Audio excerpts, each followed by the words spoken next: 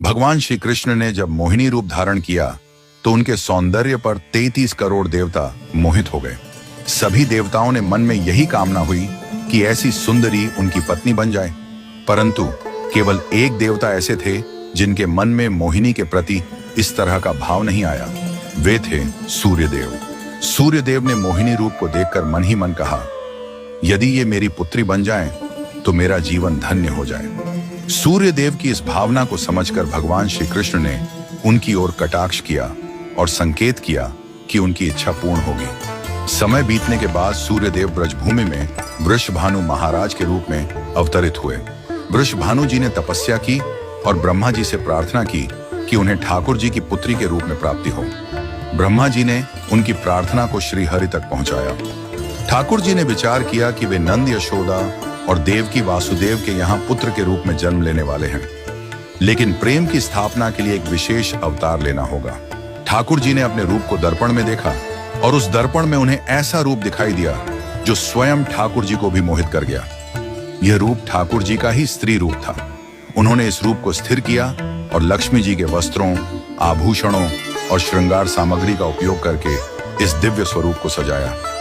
जब यह स्वरूप पूर्ण हुआ तो ऐसा प्रतीत हुआ मानो सूर्य और चंद्र का एक साथ मेल हो गया हो। यह दिव्य तेज इतना अद्भुत था कि स्वयं ठाकुर जी भी नेत्र मूने को विवश हो गए। जब उन्होंने नेत्र खोले तो उनके सामने श्री राधा रानी का दिव्य स्वरूप प्रकट हुआ। श्री राधा के प्राकट्य का समय सुबह 4 बजे का था, जो ब्रह्म मुहूर्त का समय है। भगवान के अन्य अवतारों का प्राकट्य दोपहर 12 बजे या रात्रि 12 बजे होता है, परंतु राधा रानी का जन्म ब्रह्म मुहूर्त में हुआ, जो नए दिन की शुरुआत का प्रतीक है।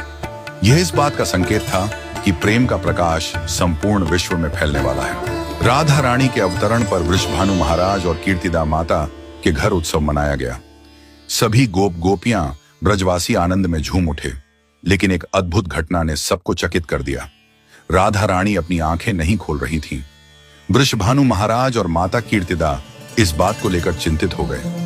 कई साधु संत और विद्वान उनके दर्शन करने आए, लेकिन किसी के भी प्रयास से राधा रानी ने अपनी आंखें नहीं खोली।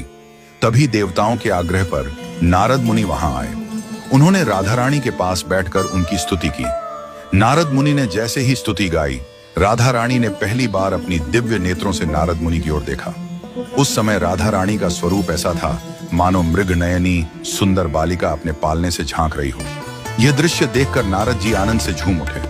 उन्होंने अपनी वीणा और करताल बजाकर कीर्तन प्रारंभ कर दिया और गाने लगे, जय राधे जय वृंदावन वासिनी। वृषभानु महाराज यह